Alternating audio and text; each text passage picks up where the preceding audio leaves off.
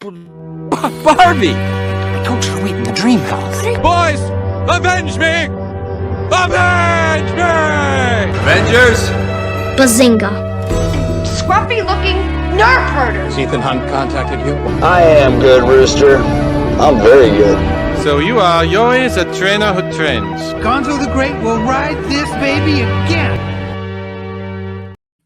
Hello and welcome to episode 103 of the Real Serious Podcast. No review this week, but we are doing our top 10 movies of 2025. And we're going to start by shamelessly plugging our own podcast. We are now on Twitch. We'll be on Twitch every Sunday night, sometimes Monday nights, but either Sunday or Monday nights. So please like, subscribe, comment, unsubscribe, resubscribe. And all those things. Anything else that I missed? What else to you? Follow us. Share it with your friends. Share with your friends. Yeah. Talk about it everywhere you go. Talk about it at the water cooler. Bring it up. Yep. I listen to the Real Serious Podcast. Yeah. When you're at red lights, roll your window 95. down. Yeah. Tell the guy across. Driving. You roll your window down. Tell the people at the grocery store. Just be like, hey, they're stuck to look. They have to talk to you for at least a minute while you're checking out. So that could work. The bank teller. If anyone goes inside banks. Mm-hmm. Your doctor, that's a good conversation starter. Yeah. Anyone you talk to, just tell them about us. But yeah, so we're doing our top 10 favorite movies of 2025. Unfortunately, we all have lives outside of movies, so we didn't get to see everything this year. But it is still our favorites. Not the best things we've seen, which we can maybe talk about, maybe the best stuff from the year afterwards, but our favorites. Anything before we get into that, though, boys? Anything you want to highlight or touch base on? Does Jack have a new mic, or is it just more prominent in the video? Jack does have a new mic. Let's hear some sultry tones here, Jack. I do have a new mic. Oh my God. That tickled my spine. That is real nice. This is brought to you by Caitlin. Shout out, Caitlin. I mean, that's like NPR level coziness, I feel. Yeah, I feel like I should be next to a fire with a tea. Yeah, I feel like you're about to tell me like a murder in 2005 or something. Like that's how it feels. Just nice. Real nice. Bill, let's get at this quote unquote draft. It's not really a draft, but the order that I have on my screen when I randomized this was Charles, Jack, then myself. And we do not have to snake it because you're not taking anything from anybody. So we'll just go back and forth in that order if that works for you guys. Works with me. Awesome. All right. Well, to kick us off at number 10, 2025 favorite, I've got Black Bag. Oh, with Michael Fassbender and Kate Blanchett. I believe it was a Prime original. I don't think I watched this since early 2025. I should have rewatched it for this episode so I had more, up-to-date thoughts. I just remember this had a very interesting kind of cadence to it. It seemed it seemed to take itself very seriously. Some of the shots were really interesting, particularly the one with Michael Fassbender on the canoe, I think, on the lake. I think there was a lot of, suspense built into that scene or those scenes on the lake. And I think they were shot in a really interesting way, from the water upwards at them. But yeah, it's not a terribly long movie, which I also appreciate, but the acting was great. The story was great. And yeah, that's number 10 for me. Yeah, it's Soderbergh, who I always like. This wasn't theaters for a little bit, but yeah, you're right. It is on Amazon Prime now. If anyone's interested in watching, it was a nice little treat. Sure was. Did you watch it, right, Hunter? No, I haven't seen this. Okay, it's a solid 90-minute watch. It's good. Oh, I like it. A little 90-minute watch. Yeah, it's nice. It's nice. nice. Like the Letterboxd. Michael Fassbender was due for a good one. I think he's had a couple bad years. He needed a win. So it's good to hear he got one. Well, I'd consider that a win. Yeah. I'm up next. Oh, yeah. Number 10, I have Caught Stealing. Mm. It was yes. This is a really close spot. I think number 10, there was a lot of movies that I could have thrown in here, but I think, again, just movies that I would rewatch. I think there's movies that I love and I think are technically brilliant, but then when it comes to the idea of would I watch that again right now? And I think Caught Stealing is just such a fun time. And I remember sitting in the theater and just the unexpectedness of this entire movie was so much fun. And seeing Austin Butler just take off in this movie was a blast. So Caught Stealing, number 10. Happy The Brad Pittification of Austin Butler has commenced. Oh yeah, let's keep it going. Love it.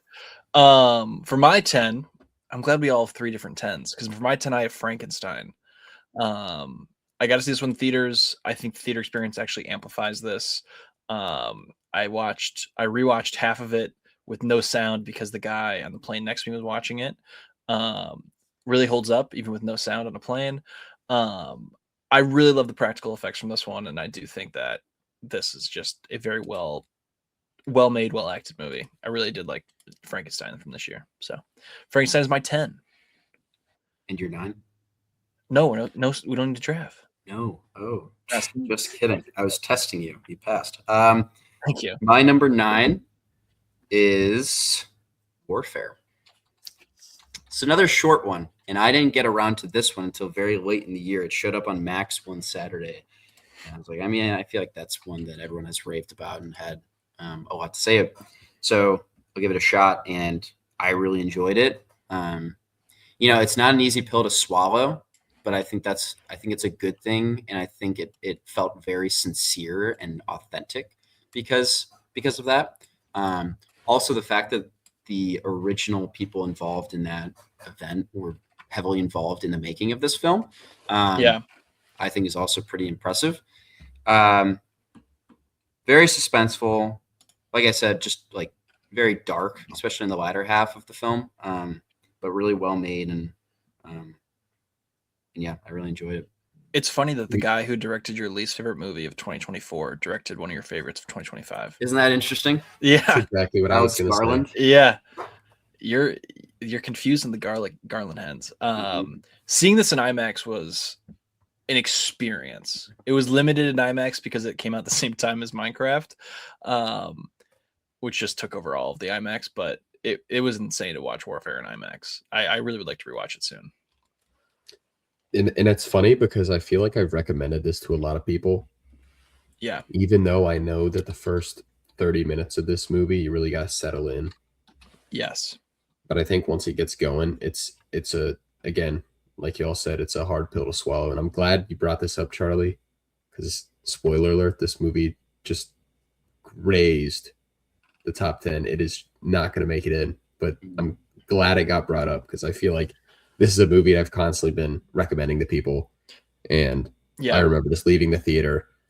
I mean, a devastating watch, but so good. And yeah, good pick, Charlie. It's in my group of interchangeable 4-star movies from this year. Yeah. I think I had it at a 4.5 after I watched it. But I don't know. I'm not going to go back and change it, but still, I really liked it. Not going to change it. I cannot go back. I feel like, I don't know. I just feel like you should. What do you guys feel about that? Like, there's certain you have to movies rewatch. Okay.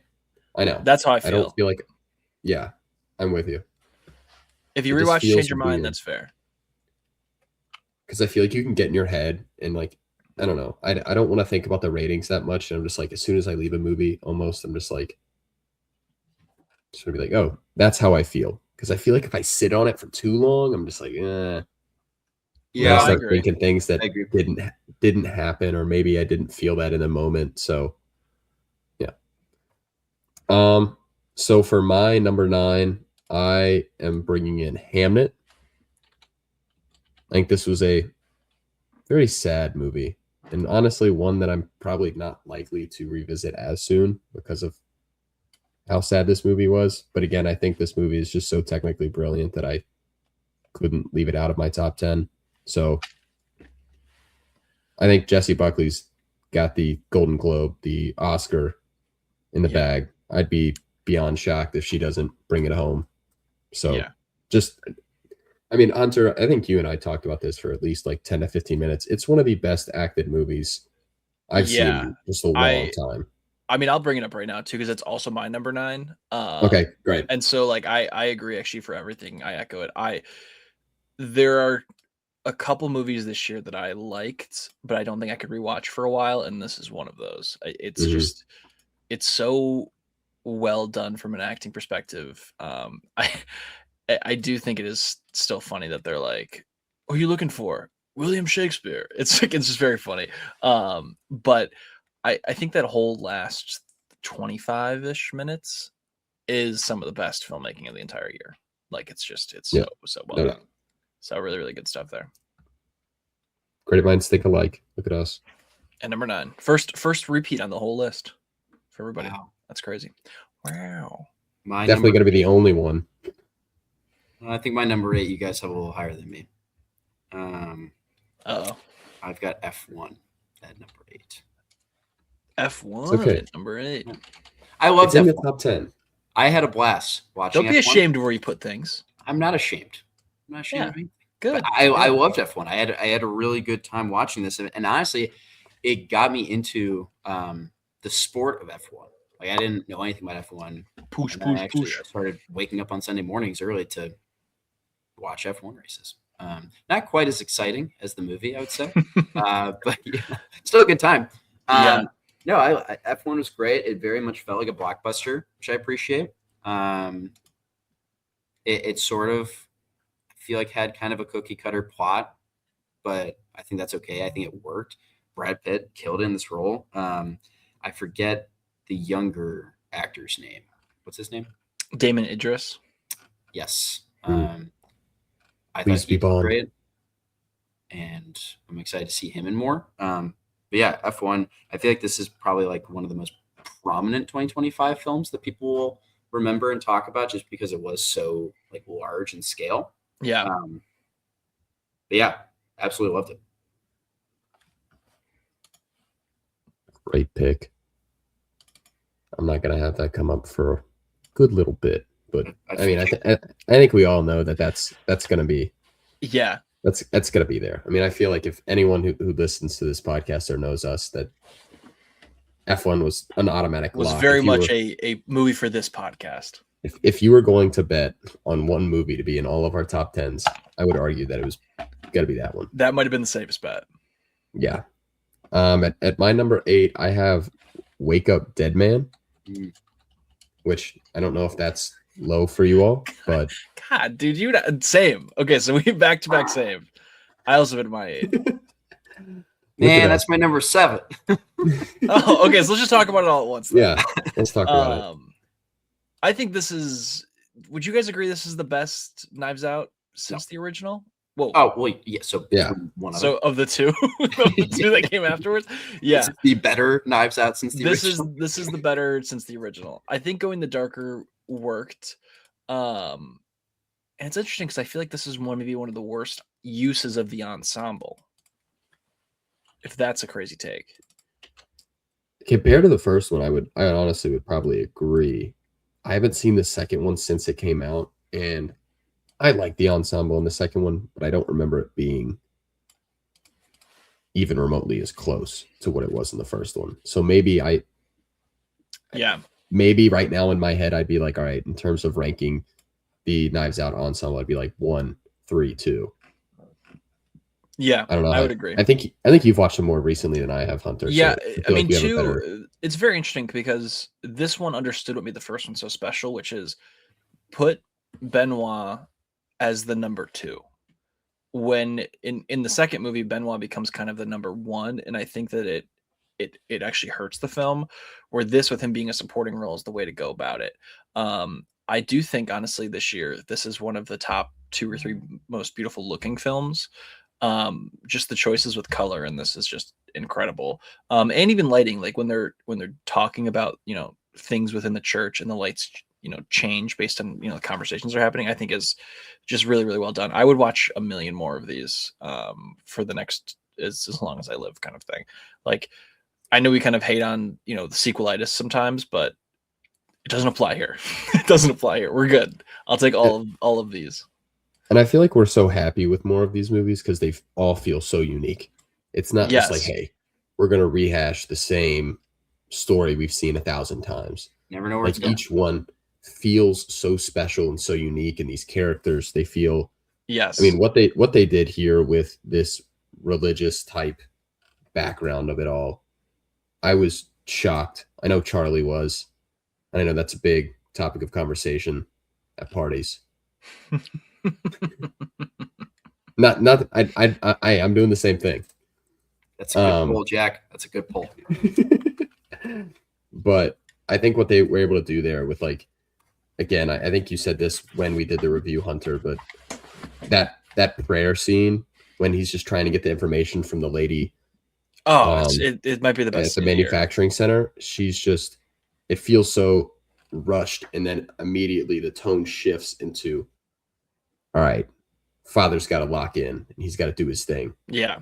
And Benoit Blanc is not disrespectful. He is understanding of the situation. He lets it play out. And I think it's so good. Maybe it's due for a rewatch soon, even though I feel like we just watched it. Yeah. I think it is infinitely rewatchable. Like, it's so well done. No, I think Rian Johnson has got this figured out. The next one, I would like to be in the snow. Yep. Yeah, I'm with you. Good take.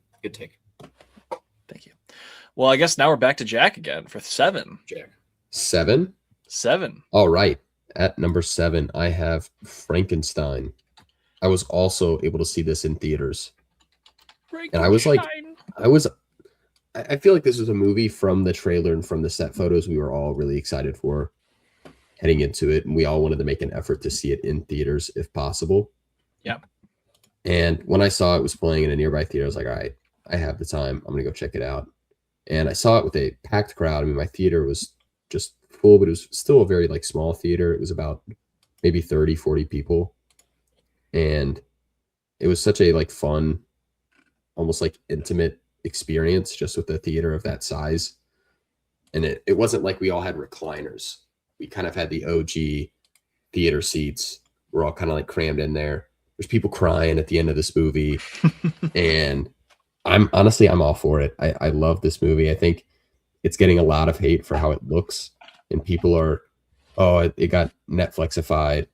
And honestly, I think if Netflix is not attached to this project, a lot of people would see it as a better movie. And maybe that's like a hot take, but I feel like because Netflix is attached to it, people are immediately trying to find holes in it harder than they would for a normal movie. Is that fair to say? I think that's not a bad take at all. Okay. I kind of agree with that. I think that people sometimes want to see the negatives in Netflix things. I always do think it is funny though when, like, quote unquote auteur directors who are so, like, I love the theatrical experience, go to Netflix to make their movies. It's like, what did you guys think was going to happen? But Rian Johnson, he's got his in theaters. Frankenstein was in theaters. So there's some stuff coming to theaters more often than not. Yeah, and I think it's just more than anything, it's us showing up for those movies being available in theaters. Like, that's like, if we really care about the theatrical experience, I can't sit at home and be like, oh, it'll be in streaming in 2 weeks. Yeah, exactly. Like, I need to make that conscious effort to go into the theater and go see it with people who love and want to see the story be told. So yes. The one line I feel like I keep getting pulled up on my, like, social media page is like no, Victor, you are the monster. And I feel like personally, this movie, I feel like a lot of their dialogue, it is very direct. And honestly, to me, that's not as much of a fault as I think it is for some people. Yeah. But obviously that scene, like, I think everyone knew that's kind of the look he was giving him as he was dying. So it's just kind of funny seeing that scene being memed online. And I don't know why, but I can't get it off my feed for the life of me. So yeah, that's my number 7, right? Yeah. Sorry, I went on for a bit there, but no, you're good. Still one of my favorites. I'm with you. I shout a little hint for the people out there. If there's ever a Netflix movie that you want physically, you can look up the For Your Consideration releases on eBay. Those are the ones they send out to Academy screeners that usually people put them on eBay. That's how you can own things physically from Netflix. My number 7 is Superman. I really loved Superman. I saw it 3 times in theaters. I think pretty super. Man. I'm very excited for this next iteration of the DC universe, for where James Gunn is kind of taking everybody. I think David Cornsweet was awesome here. I think that this is just, it's very special. I'm, obviously the Superman guy of the pod, and the fact that he's kind of getting his shine and it did so well, and we're getting Supergirl this year, like, it's just very, very exciting to me. I'm planning on rewatching it soon. I got my Superman figure right there, so really loved Superman. I'm glad that I liked it as much as I did. I'm hopeful the next one has, takes a different direction a little bit, maybe a little more serious and focusing a little bit more on Superman, not Man of Steel serious, but no, but excited for what's to come with Superman. Glad that it's back. Glad that my king is back. But yeah, that's my number 7. Nice. Good pick. My number 6 is Frankenstein. Heck yeah. How about it? I don't really think I have anything of value to add that you guys have not covered. No value add. No value add. Except I can't believe you guys didn't tell me to watch it earlier. I mean, I didn't even know how good it was until you guys, until I gave it a shot. Yeah, if only you were on a podcast where we reviewed it. Anyways, but yeah, great film. I watched it at home on Netflix on a rainy, dark night, and it was great. I loved it. Oh yeah, that's my number 6. Some spiked cider would really hit. With, you almost had the perfect trifecta there.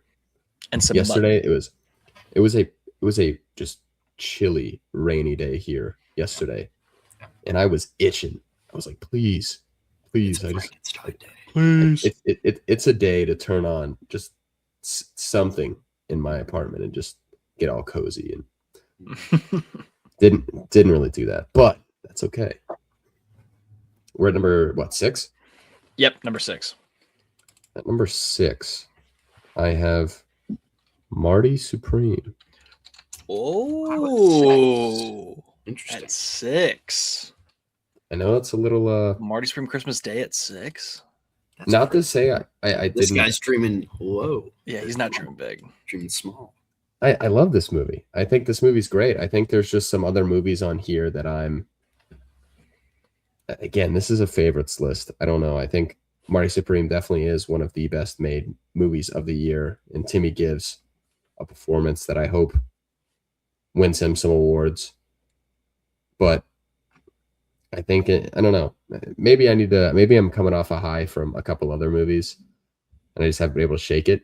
But Marty Supreme at 6, I know that feels a little bit low, but yeah, I don't know. I feel like we talked about it so recently. I'm not sure.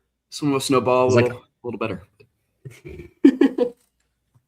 Now here's a guy that doesn't know ball. Now here's a guy. That's okay. But it was good. I liked it. I'm excited to hear the top 5 then. I know this top 5. I think we're all going to be very different. Yeah. My number 6 to round out my 10 through 6 was One Battle After Another. Whoa. That is my number 6 on the year. I really liked One Battle After Another. I still really like One Battle After Another. I think it's really, really well made. Leo is awesome here. I think him and comedy is just a great combination. The couple small beer bits gets me every time. It's funny that we've gotten what I would call it 2 really great driving sequences this year, with this being one of them, with them going over the hills at the end. Really just awesome stuff overall. It's just we've talked about it enough. We reviewed it on the pod, but like One Battle After Another hits so many check boxes for me of like a great, well-made movie that I do need to get on physical media eventually. But yeah, that's my number 6. I'm curious to hear your top 5. I think we all have a very different list here. And it's I know. So fun. This is exciting. Yeah, this is fun. This is what it's all about, gentlemen. This is it. I will say, my 10 through 6, the way my conviction of on my 10 through 6 is way lower than my 1 through 5. Like the way I feel about my 1 through 5 is like much greater. My 9 through 16, I could interchange any of those, but I think 8 through 1 for me is like it is that. My 1 through 5 is oh, now I'm excited. Now he's prefaced it with this. At 5, and it kills me that I didn't see this in theaters. I watched it in an airport on my phone. Is Sinners. Yeah. No, dude, you didn't see this in theaters? I am so mad that I did. So many people told me to. You guys told me to. Schechter told me to. It came back in theaters. I know, and I didn't see it. People at work told me to. Yeah, I saw it. It came up on Max, and I watched it, and I was like, "You've got to be. This was incredible. Why didn't I watch it in theaters? Why did someone tell me about this?" But I mean, this was just a good time. I mean, I watched it probably 6 months ago now. At this point, the performances are so good. The story itself, phenomenal. Mm-hmm. The way that music is kind of intertwined through the story, kind of like blues almost, or it is blues. Very interesting.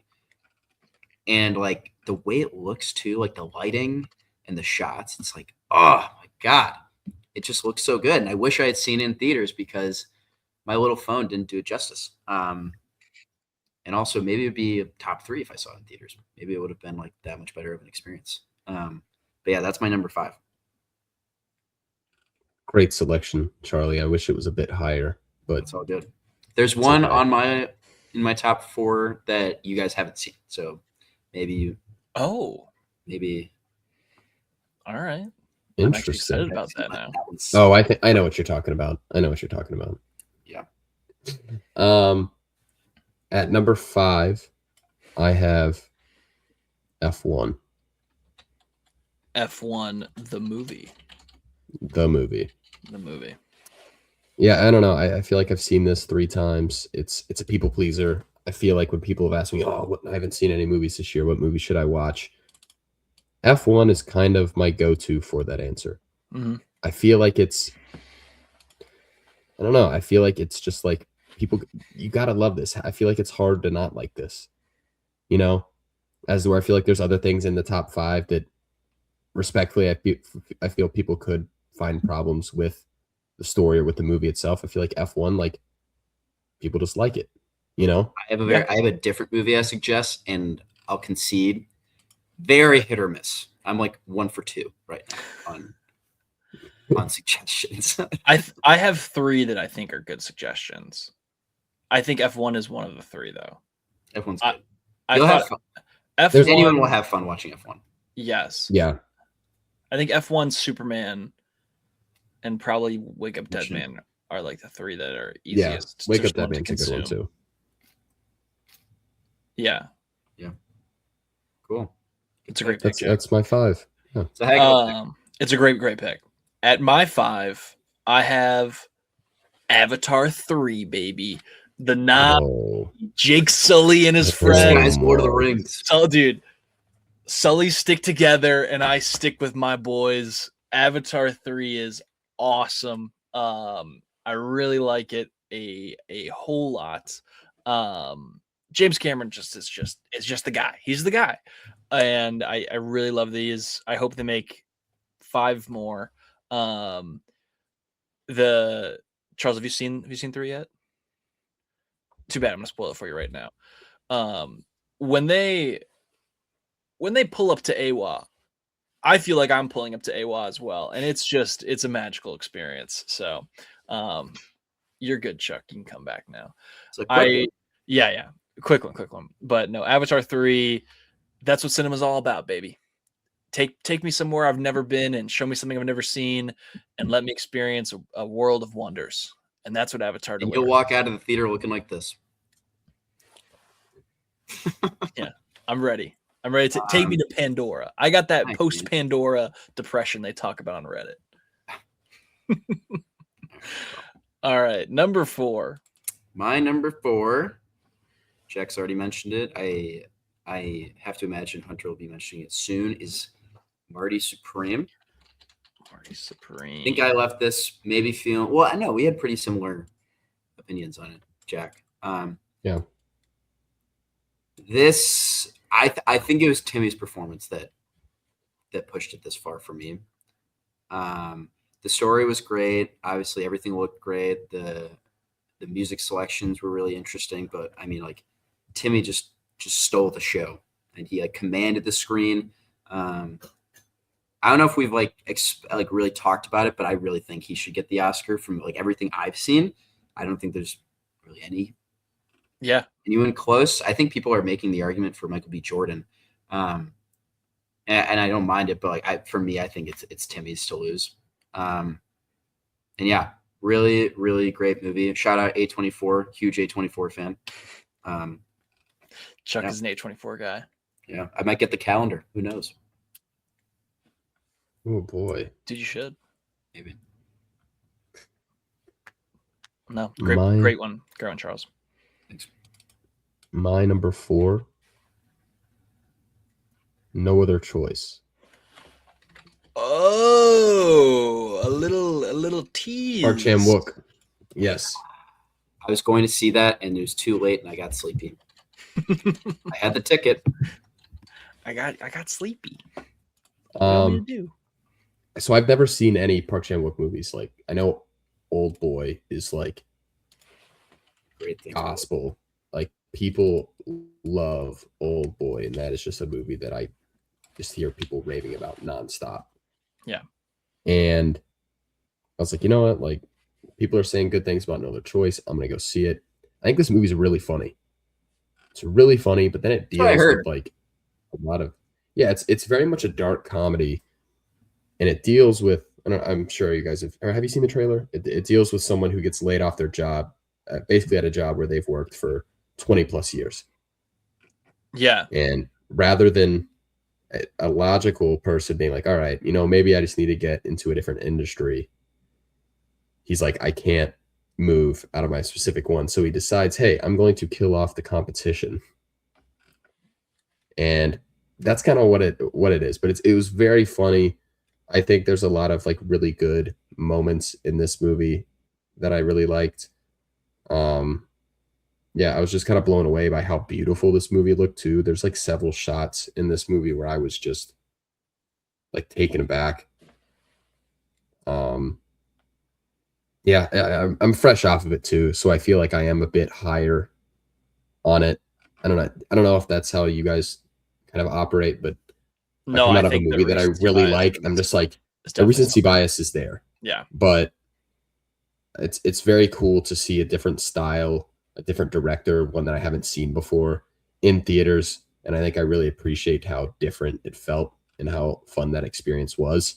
So No Other Choice at the number 4. Would highly recommend. I'm glad you saw it. It was a packed crowd, full theater. People were laughing. Some really tense moments here too. It's crazy because like there's like one moment you're like laughing, and then the next it's like not crazy dark, but then it just shows something. You're like, I don't really know. I'm still struggling to describe certain parts of this movie into words. I hope that I'll figure it out pretty soon. But I really liked it. Would highly recommend.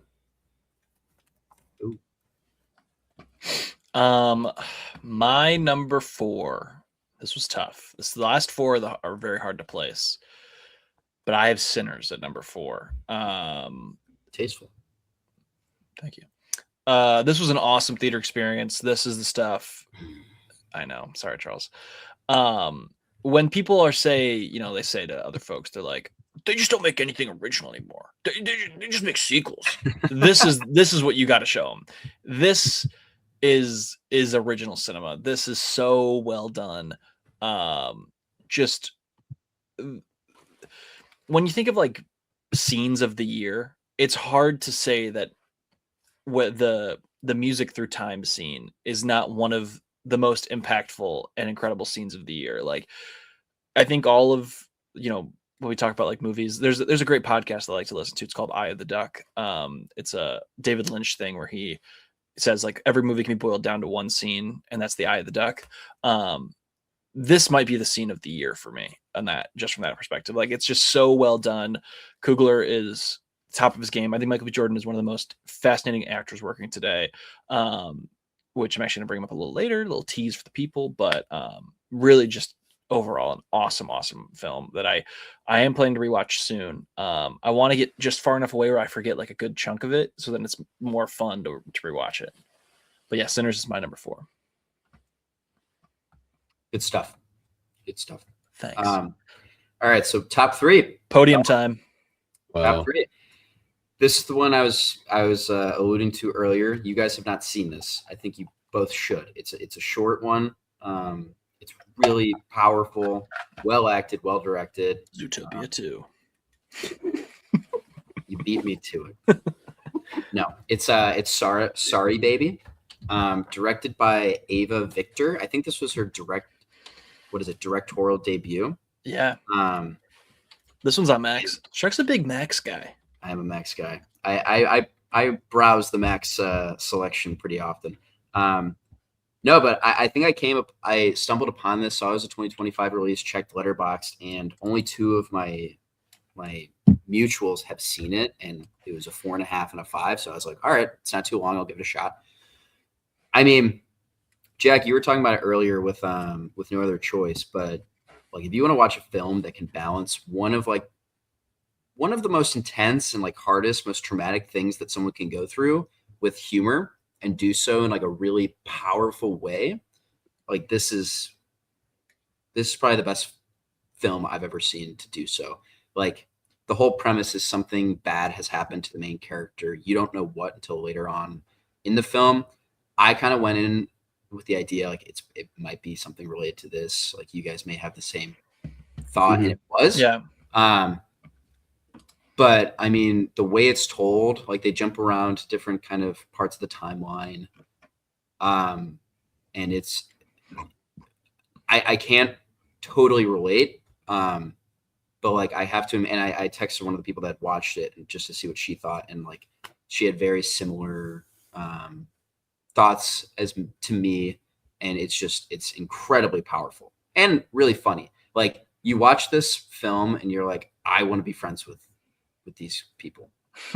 Like they're just seem like they are people you want to root for. So would totally recommend this to anyone to watch. I think anyone could get something out of it and maybe learn a thing or two.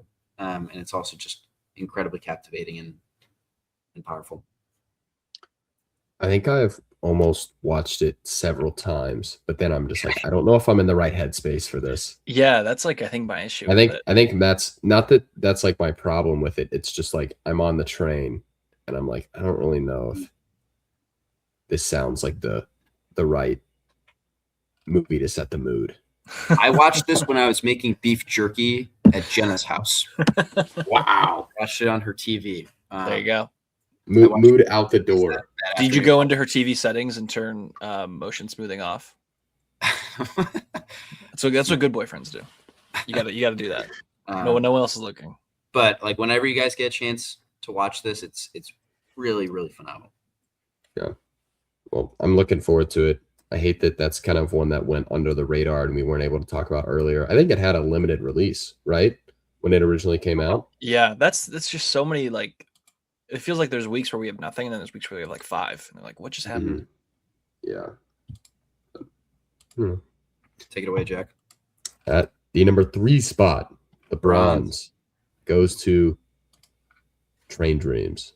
Nice. Ooh, very nice. Yeah, just such a like a gut-wrenching movie, but then it just exposes the beauty of life and like all the emotions you could possibly feel as a human being in about like 90 minutes, along with some of the greatest cinematography of the year. I mean, this just I'm not someone where I'm like, I want to go hiking 24/7, but when I'm watching that movie, I'm like, yeah, let's get the backpack, let's get the boots on. Yeah, let's just go off grid for a while. Let's get going. I'm gonna go to a waterfall somewhere. I'm gonna swim under it. It's gonna be fantastic. Like, I don't know, but it's fantastic. It's gonna be fantastic. Yeah, it is. Yeah, it is. Um, Yeah, it is. but Train Dreams, I think that's one where I want to recommend that to people, but I think kind of outside of like the film community, that may not be a lot of people's like jam. When I talk to somebody, like one of my friends has seen Train Dreams, and he's like, dude, it's like one of the best movies I've seen in the past like 10 years. And I don't think that's ridiculous to say that. I really No. don't. It's a good It's take. not, I think it's not ridiculous. you go through just a wave of different emotions, and it looks so good, and it's well acted. So love Train Dreams. Hopefully it continues to maybe get some love over award season. I'd love to see him just, come away with a couple of awards, So yeah. No, I'm with you 100%. Really, really well made movie. My number 3 is Mission Impossible 8. What? It was only, Whoa. it was only a matter of time before our sweet prince Tom Cruise made this list, but I think it was a great send off, while also in the Cruise fashion, leaving the door open just a little bit, just a little door open, just in case. What him and Macquarie have put together over the last decade has just been insane. That entire sequence of the biplanes is some of the most on the edge of your seat watching the The entire colors year. too. Just so beautiful, so well done. Cruise, he's doing it. Like, it's everything that Mission Impossible has been since the 90s, like distilled into like a specific drop. Like, it's so perfect. I do think that the weakest aspect of this is just the villain, which is fine, but I do think that overall this is a wonderful send off to this franchise, and a great way for Tom Cruise to transition into other things, which clearly he's doing as the Iñárritu movie comes out next year. But no, I'm a huge Mission Impossible head. Ethan Hunt is my guy, so that's my number 3 on the year. All right, Silver. All right. Now, this one I suspect Jack is going to be mentioning here or as number 1, just because it's been absent thus far. But my number 2 is One Battle After Another. That's where I have it as well. All right, nice. so back to back. Knew it. Yes. Yes. Another one that I'm really bummed that I waited until this week to watch on my TV at home instead of seeing in theaters. This like intuitively felt like the movie of the year as I was watching it. Like it felt like okay, this is like the best movie objectively of the year. Whether it is, whether it isn't, that's just kind of like my thinking as I watched it. It's a bit longer, which may have been part of like the reason why I didn't touch it earlier.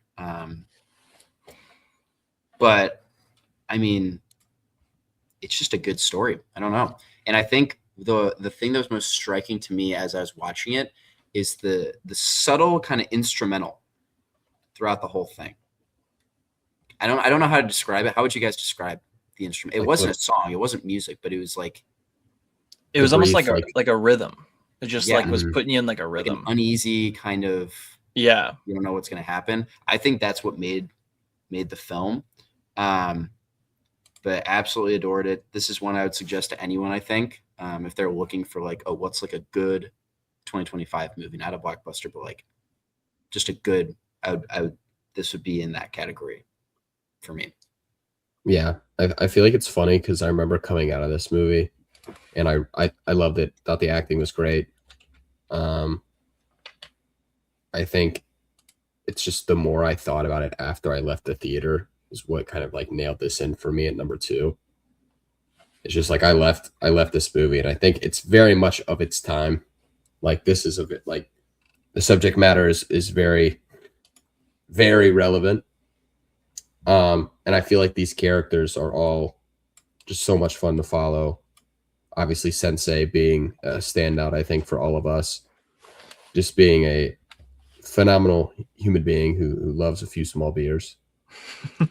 And I think I really like Leo here. I don't think I'm over the top enough to say that I like his performance more than, or I'll get to that in a second. But Well, you know, I think you know I Sean would Penn. Sean Penn. I agree. I think Sean Great. Penn is phenomenal, and it's crazy that he could obtain the third Oscar, which would be just bananas to me to think that people can accumulate that many. But it's just he's terrifying, but like funny. He's like a little Yeah. cartoon character. I feel Like a like dude you want to mess with, but like not too much. yeah.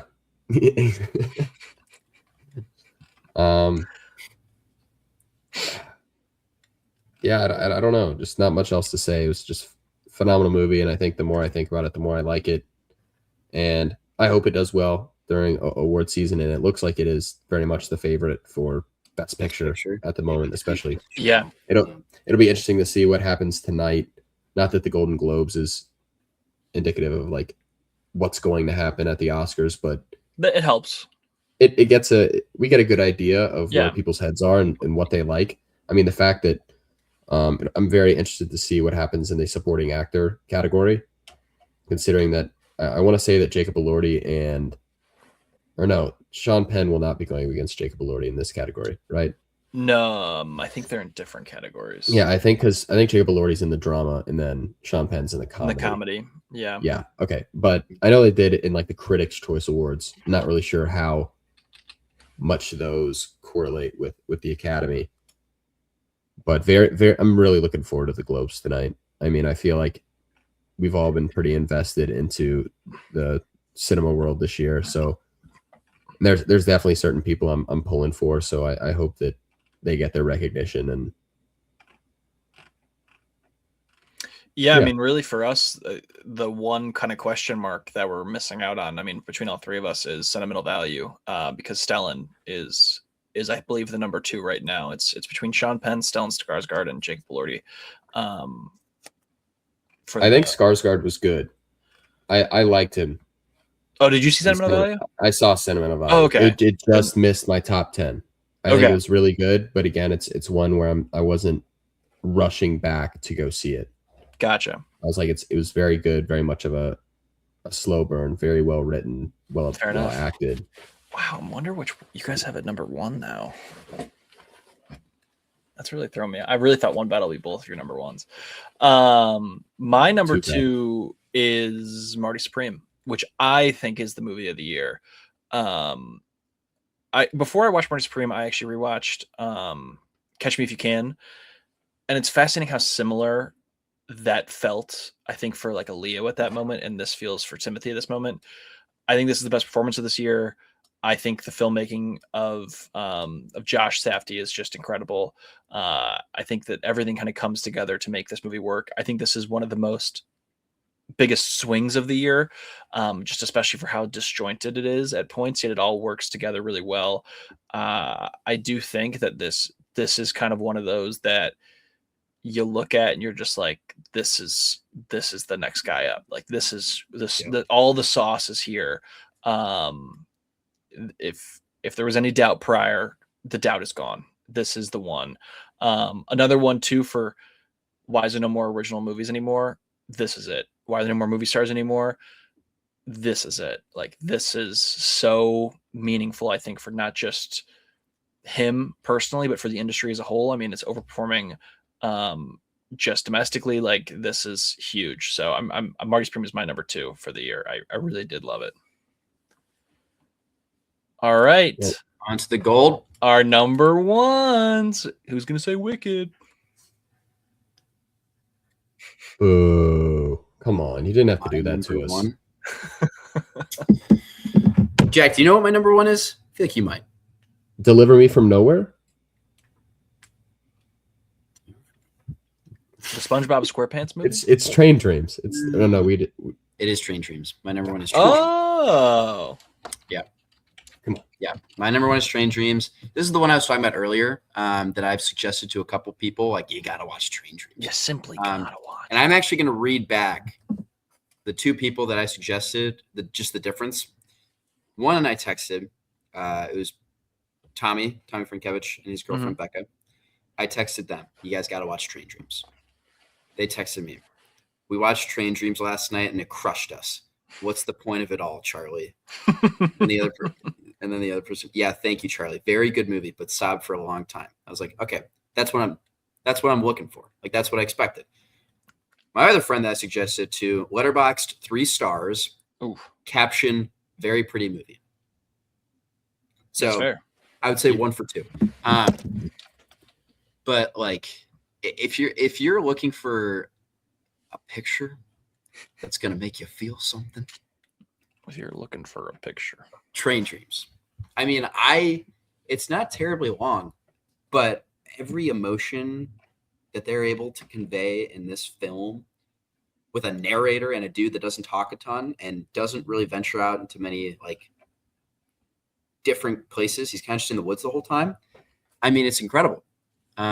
You feel one with the main character the entire time. At least I did.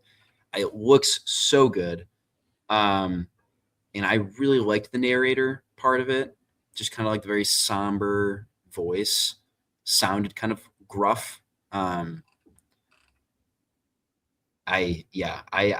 This was also one of my watches when I was making beef jerky. And you were living off the land. The Sorry Baby Train Dreams 1-2 punch really got me. I mean, maybe it was the beef jerky talking, but holy smokes. Chuck had to take a week off. But yeah, I would suggest this to anyone, whether they're a movie person or not. I just think it's beautiful and it's beautifully told.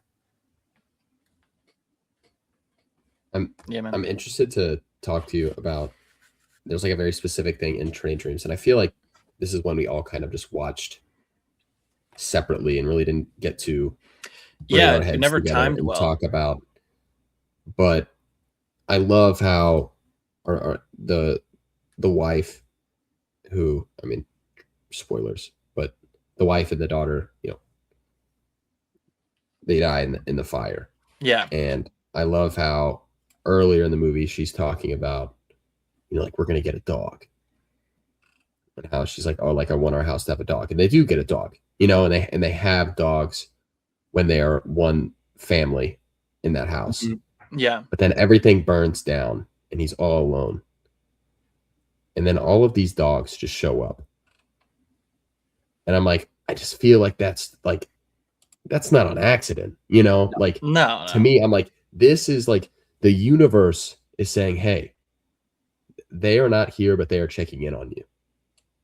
And I think that was like one of the most and it's not just like, these are like beautiful dogs that just came out of nowhere, just handpicked, just placed right by him. And I was just, that tore me up. It's a great depiction of grief. It's pretty, I think, anecdotally, I think it's pretty common to kind of just assign something to, a previously passed or a past loved one. Like, for instance, when I lost my grandma, I think someone or a couple people saw a dime on the ground, and now every time one of us sees a dime on the ground or anywhere, we like take a photo of it and send it to our family. It's just like linking something to loved ones. It's like, I think it's pretty common. And I agree that like the dog showing up, it's like a very, very good way to depict like grief as an emotion. So yeah, I really loved that too. And I feel like we could go almost like bit for bit. There's like short little stories in this. Yeah, I mean, when the guy forgets he knows him. Yeah. I think is just like so heartbreaking. It's like, and then too, like he sees that that's his future. He's like, I will eventually become this guy. Just a really well done movie, man. Just powerful stuff. I feel like it's like every single short, like just everything in this movie. It's just like a little punch, and it's just like it hits you right where it hurts, or it feels, it like, or how you're supposed to feel. It just does such a perfect job of capturing that. Yeah, I don't know. Sorry, I feel like I could find a way to talk about this. It's just I feel like we all really liked it. So yeah. Good pick, Charlie. Mr. Jack, you're number 1 of 20. My number 1, absolutely no surprise to anyone, is Sinners. I still think Sinners to me, it's the movie of the year. I think it's just oozing with originality. We have 3 different movies of the year. Love it. Yeah, Love we it, all baby. said objectively movie of the year. Listen, without a doubt, I got the movie of the year. I'm not even biased here. Yeah.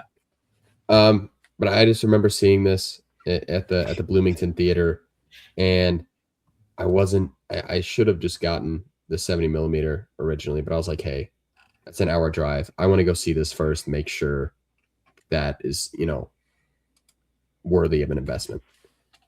And as soon as I left the theater, I purchased my 70 millimeter ticket, drove to Indy and saw it. And I think I saw it again. I had some other friends who were like, hey, it's playing in 70 millimeter. Everybody's talking about it. Would you want to go? And I went with them. So I saw this movie twice in 70 millimeter IMAX. And I think every time I'm still just blown away. And the ability to just very naturally infuse just some incredible music throughout this movie. It's like transformative, and it brings you to this time and this place that we have no idea what that could have been like to live during that time. And I think that's what kind of, to me, makes this movie so powerful, is that like it feels like a period piece, and then it brings in so many of these amazing fantasy elements that I just love. Yeah. I actually, to kind of get into what I watched this week, I watched the extras of like the making of Sinners on that came with the Steelbook. And Nice. I've also listened to the conversation between Nolan and Ryan Coogler, and it's just so much fun listening to like his inspiration for this movie. And he talked about how he was just listening to like a song, and it was kind of talking about like a journey, or almost like a battle going on in the South, but very much like a like the devil went down to Georgia or something like that's not what Steel. Yeah, that's not like but when he said, like he was listening to a song that was kind of talking about like a journey or like a battle between, two forces, that's kind of like what went into my head. Yeah. And it was really cool because he talked about how, his uncle loved the blues. At the time, he didn't love the blues. But after his passing, that's something that he like grew to love because of his uncle. And it sounds like he really, took inspiration from the love that he had for his uncle and really like put it into this movie. And it sounds like he had family members who did live in the South that lived during a similar time period. And it just, to me, it's just so beautiful to see someone that is so passionate about telling the story. So I'm constantly just finding any interviews, anything I can. And I'm really hoping that, Ryan Coogler can pull through in some way, shape, or form with some of these awards, because I feel like he totally deserves it, in my opinion. I think best original screenplays might be locked up. I hope so. I really do. And probably Song. No, Song is going to go to that one from Golden Demon Slayer. Yeah, which whatever it is. We'll talk about that later. But his number 0. but like Miles Caton My in number this 1. too. Miles Caton. Oh, I'm sorry. No, that was a joke. It's my number 1. Oh, I got you. Yeah, no, you're good. But I feel like Miles Caton, just like someone that we're not familiar with. It's literally his feature film debut, and he's just knocks it out of the park. I mean, the guitar, the vocals, the acting, it's all there. And I don't know, even watching the little clip of how they made this movie last night, I wanted to watch the full movie last night, but I'm like, I only have like 40 minutes. So I was like, all right, I guess I'll watch the extras. Still haven't gotten through everything, but I'm hoping I can make it through the rest of the extras that are in the Steelbook. But sorry, I love this movie, and I hope it does well. It's a very great movie. Talk your truth. I'm glad that it was all in our top 10 list, because I would feel like it's just oozing with the sauce. Yeah, no, it is. My number 1, little Sunny Hayes, baby. Ah, F1 is my number one movie of the year. This is That's like the Top Gun Maverick talking. this. To you. This is like the definition of like my shit. Like if it was like you could pull a movie out of my brain that never existed and you distilled it perfectly for me, it's F1. F1 is so perfect. It's like the Bruckheimer 80s, just right there. It's right there. And that's exactly what I want from it. I rewatched it last night just because I was like, maybe it was like a theater experience that changed it. No, I love this movie. I think it is so well done. I was watching while building the car from F1, which was sick. that's awesome. Yeah. Because there's aren't Superman sets out this year. What are we doing? But no, F1, I think Brad Pitt literally has all of the sauce. And Damon Idris, where's my man at? I want him working way more. And Streets of Talk, you might be in Black Avengers. Panther. I heard I'm even willing to go as far as to say this is a hot take, but I'm even willing to go as far as to say Joseph Krasinski might be a top 3 director right now working for me, in my opinion. Okay.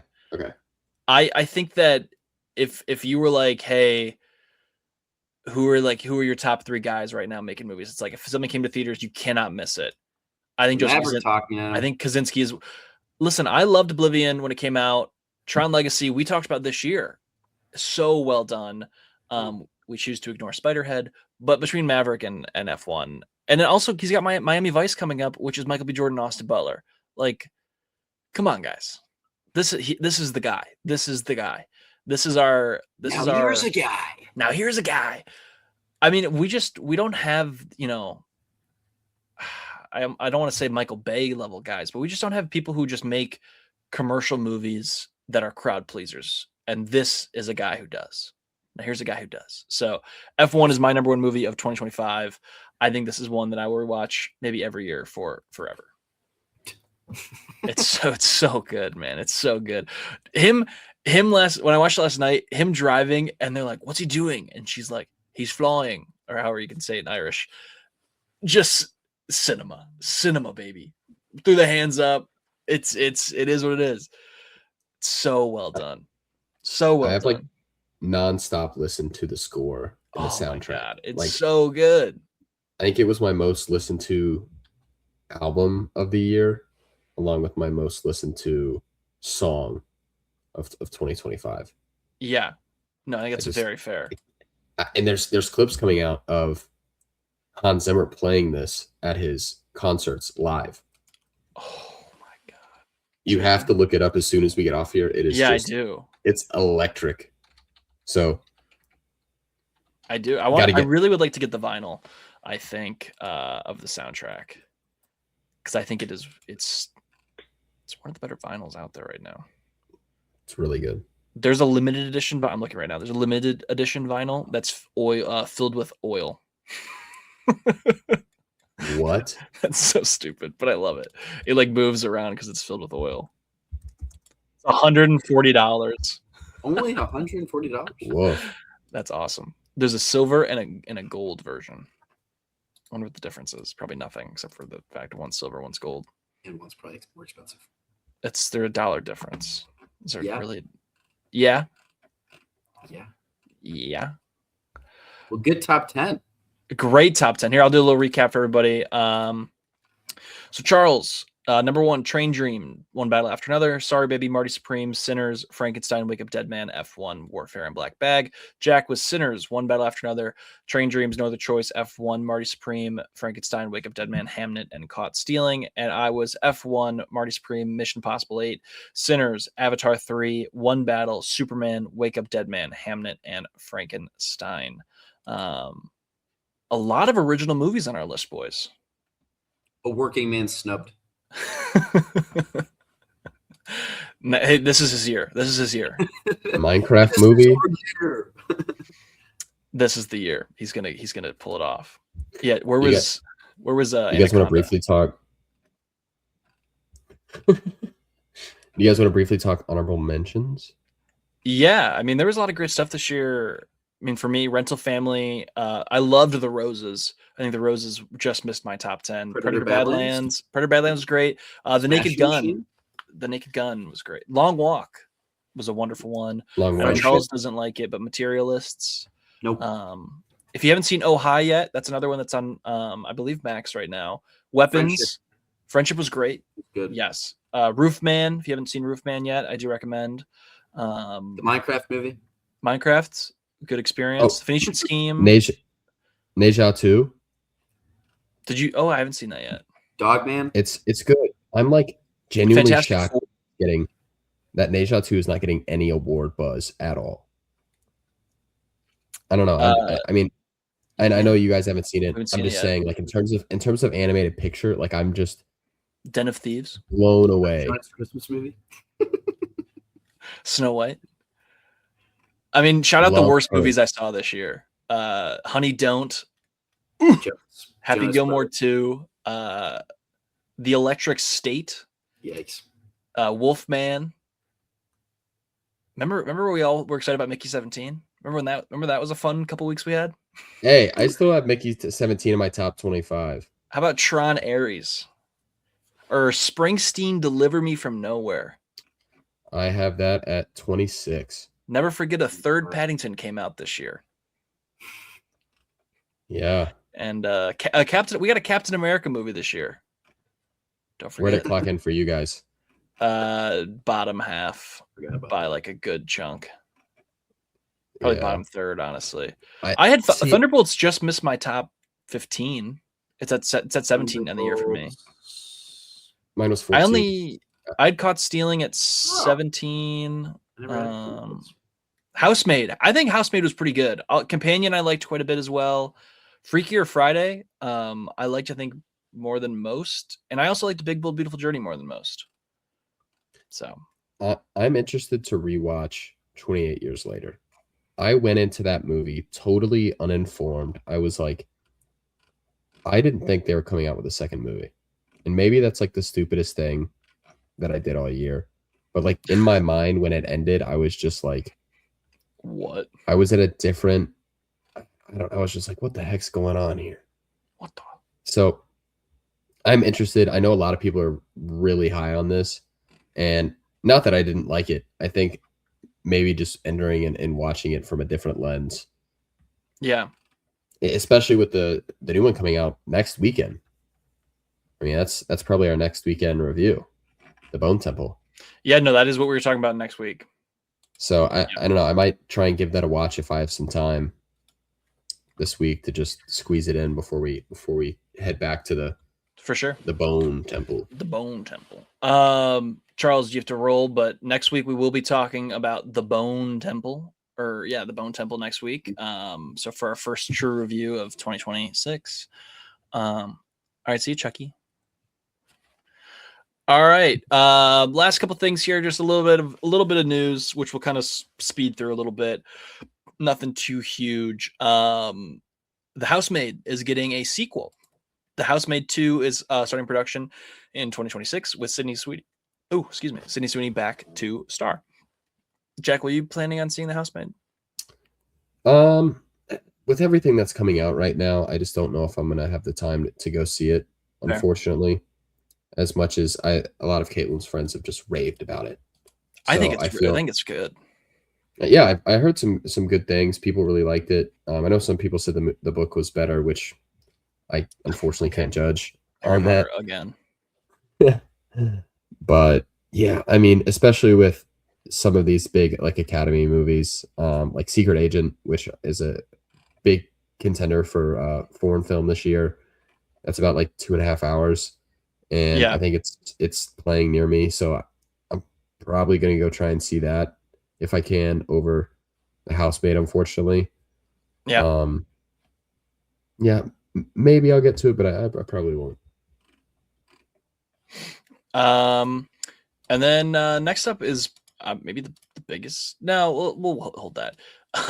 Did you believe in Conformity Gate? Did you enjoy Stranger Things, the true finale that never came out? It was so funny because I started to believe it. You know, the more videos I watched, I was like, there's certainly a case here. But from like a business perspective, I was like, it's not real. Yeah, there's no way.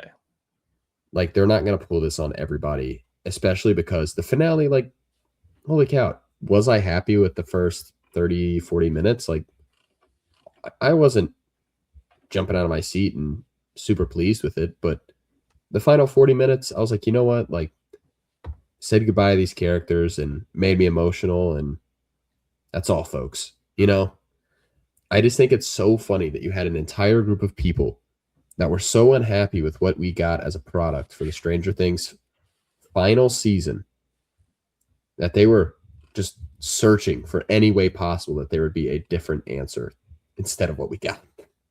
Yeah. To me, it's so funny.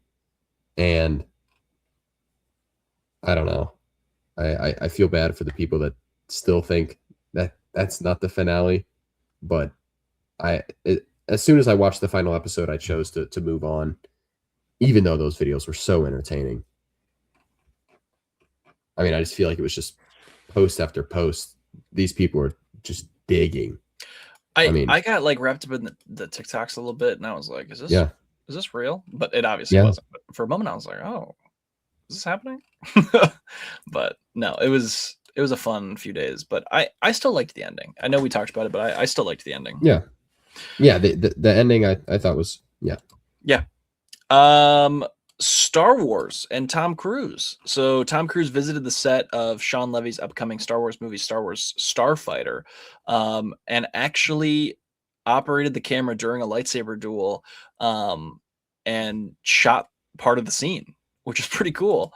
So that comes out in May of next year, May 2027. But pretty cool that when we watch it, we'll be like, hey, I wonder what part Tom Cruise filmed. What they're doing just in my mind, Sean Levy and Tom Cruise being friends is very interesting. What they're doing right now to try and get us to just fully get back into the Star Wars universe. Yeah. Talking about Tom Cruise it's working. It's working. They're doing something right. I have to give them credit there.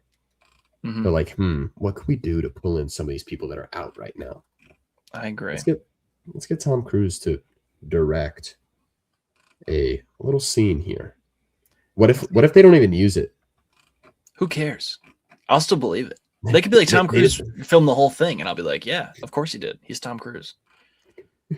Why wouldn't he? He was probably like, can I like fly the X-Wing? He's looking at Gosling. Can I drive? He's like, Joseph, how can we make this real? You know, Joseph, I noticed that you're using prop lightsabers. Did you not have the budget to get real beams of light? Joseph, we gotta find a way to replicate this, man. We have to. Yeah. Joseph, we're on a blue screen. Why are we not in space? I personally would go to space.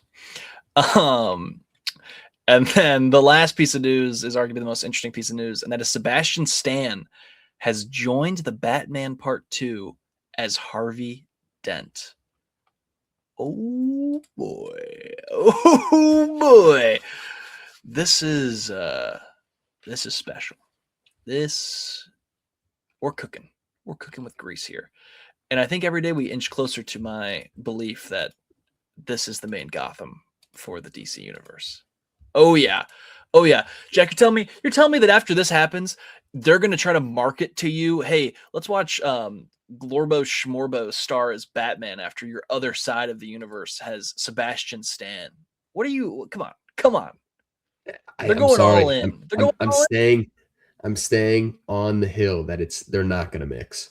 Oh, and I think the fact that they're bringing in Sebastian Stan, they're saying, hey, like we're making this is legit. Like we're not just playing around here. Like we're bringing in stars, certified. I mean, Sebastian Stan, I feel like obviously everyone's like, oh, that's the Winter Soldier. I mean, this is a guy that could have been nominated for an Academy Award twice last year for both of the performance he had. A Different Man and then The Apprentice. He got nominated for both those performances at the Golden Globes last year. Yeah. One of which he won.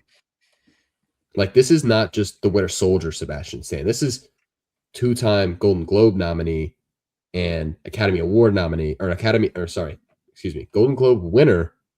Yeah. Sebastian Stan and Academy Award nominee Sebastian Stan, which he had a phenomenal performance. And genuinely, last year I could not get enough of what he was putting out. So I'm beyond excited to see what he does here in this role, because he is smooth. He has the charisma to pull off a Harvey Dent like character.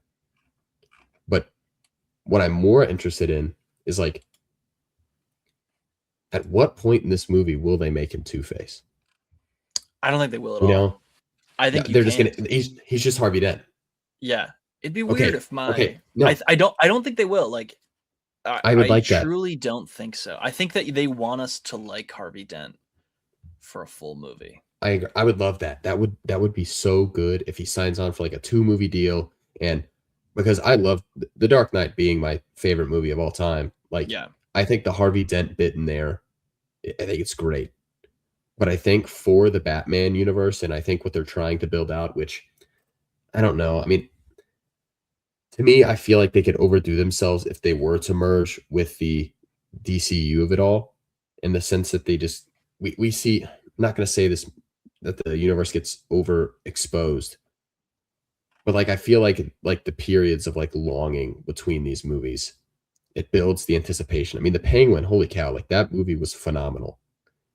And I think it ensures that they're making these movies the right way, and that they're not just rushing to bring out another movie that goes to the theaters. And I'm not saying that's what the DCU does, but I'm just saying I feel like there are very different standards for the movies when there is a universe surrounded by it. And they're saying, hey, we got to get this movie out. We have to stay relevant.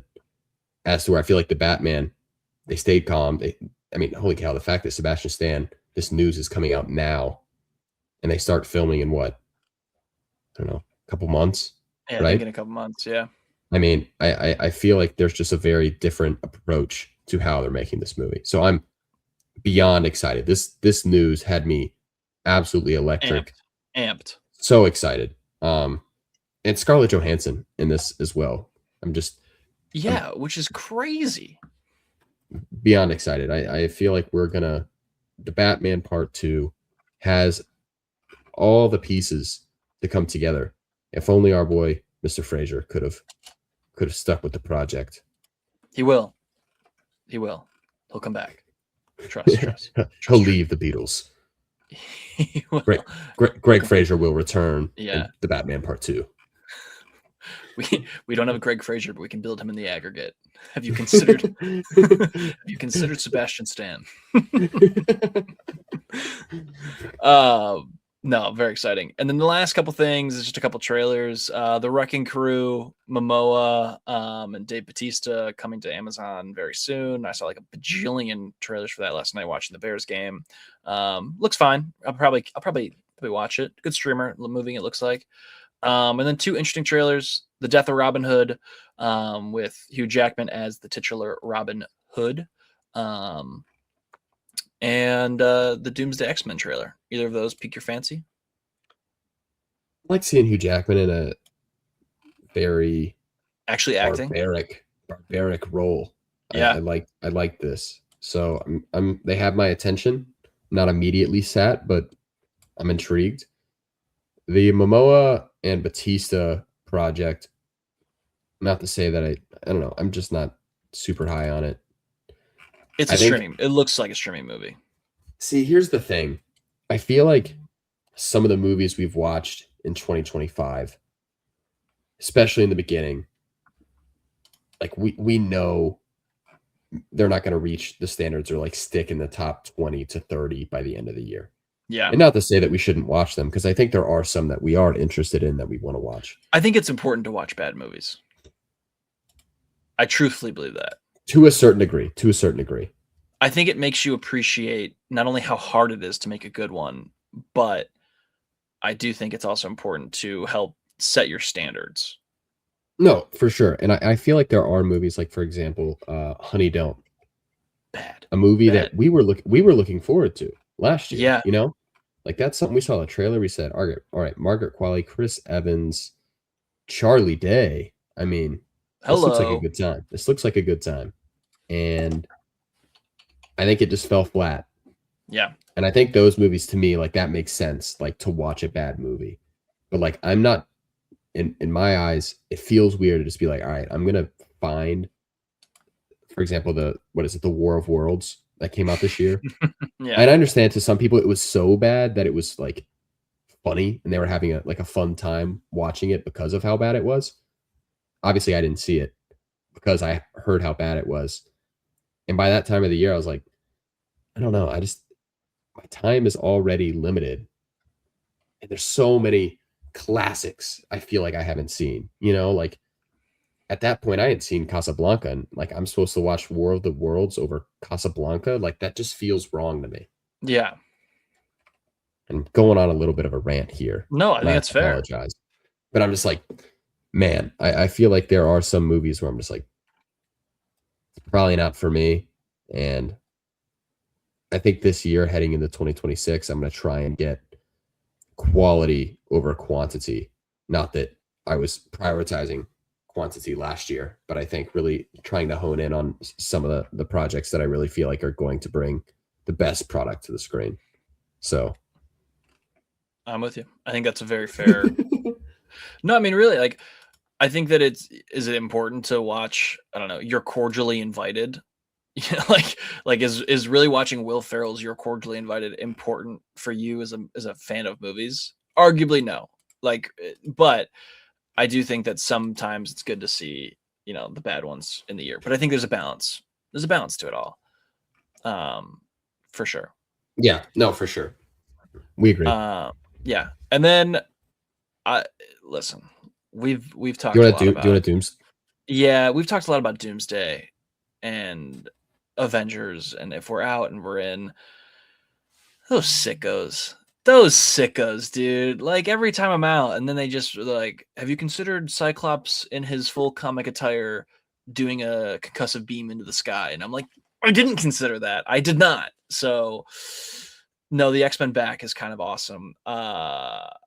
This looks very cool. Also, I will say, I think that they've heard the complaints because this looks more like a movie. Every time I go into these trailers, the Thor one I thought looked very nice just visually to look at. This one I feel like visually is very nice. It looks like it's actually on sets, which is awesome. So maybe I'm just being a hater, but I'm excited for, I think, Doomsday now. I'm getting more and more excited as we go along. I really do think I need to see a full look at like a full trailer to know, but these teasers are working for me, and we got one more coming next week, so we'll see. Do we think that we're going to get a full trailer at the Super Bowl? I think that makes the most sense. I feel like that is the time. I mean, the NFL is just having one of the greatest and most exciting seasons, not for our teams, unfortunately. No. But in general, in recent history, things have just shaken up to be. It's wide open. I mean, it's just ridiculous. Wide open. And from a marketing perspective, Marvel has in the past. I think Deadpool and Wolverine trailer came out. Yeah. On the holidays. I mean, I would expect maybe a Spider-Man. I think Infinity War and Endgame both had trailers. Yeah. Endgame did. Yeah. But it's like, I mean, Spider-Man and Doomsday. Like Spider-Man, we're getting within the like 5 or 6 month mark for it. I mean, we're getting really close. No, so the Super Bowl is an exciting time for trailers, and I think there's going to be a lot of fun. If you want. For what, Super Bowl trailers? The little prediction, top 5 shows you think you're going to see at the Super Bowl, or maybe afterwards we'll do like our most anticipated from that. I feel like that would be fun. I feel like that'd be fun. No, I like that because I know, but I have high hopes for what we're going to see at the Super Bowl and Doomsday. I'm so glad like you're back in on it. Oh yeah, I feel like I'm fully back. Marvel's just been all three of us like. It's been so important. I'm gonna watch Wonder Man when it comes out at the end of this month. Like I'm excited for that. I think it looks different. I think it looks fun. So we'll see. Hopefully, there's some sort of Easter eggs that they've kind of laid out for what's to come. Yeah, the last 5 years have actually been leading to Wonder Man for that one to tell us what's going on. That's what we've been waiting for the whole time. Hey, honestly, I wouldn't be surprised if they were something. Not to say they drop like a big, but maybe just a bits and pieces. Yeah, we'll see. I mean, they're alluding to the fact that the X-Men and that the mutants exist with the super that's true powers bit of it all. So I feel like they could address, are the X-Men already in the universe? And for some reason we have, I don't know, it'd be weird if they were already there and we've never seen them before. We've never seen him. Yeah. That would be a problem. No, but I'm getting more and more excited as we go along. So I think this is, obviously we haven't reviewed anything this year, so the Bone Temple is our first one, but very excited for this year as a whole. I think last year was a great year for movies. Very underrated year, I think, when we look back. I think it'll be like, wow, the 2010, like the 2020s, like 2025 is at the top, if not the top of best of the decade. I think I'm trying to think of what years. Maybe ahead of this, I have like 23. Yeah. With like Oppenheimer and Into the Spider-Verse, Godzilla -1, Iron Claw, Holdovers. We have a Godzilla -2 this year. I know. I can't believe I've completely forgot that was coming out this year. Yeah, I just I thought it was next year. I know, when we were making our top 10 list, like I would have brought it up. Yeah, that certainly would have been in my top 10. Yeah. Super excited for that. We got to do our draft for our best of the decade. Maybe we do that. Yeah, next week as well. That'd be a fun one to kind of mix and see which ones from this year have kind of made the cut that in list. Terms of, yeah, that'd be a fun one. Sweet. So, all right. So next week is the Bone Temple. We'll be talking about the Bone Temple next week. And anything else, Mr. Jack? I think that's it. Go see the Bone Temple. Go see the Bone Temple. Crazy. Let's get Nina DaCosta a box office win after the Marvels. Let's do it for her, guys. All right. Till next week. This is Jack, and this is Hunter, but for Jack and for Charles. Have a good one. Peace.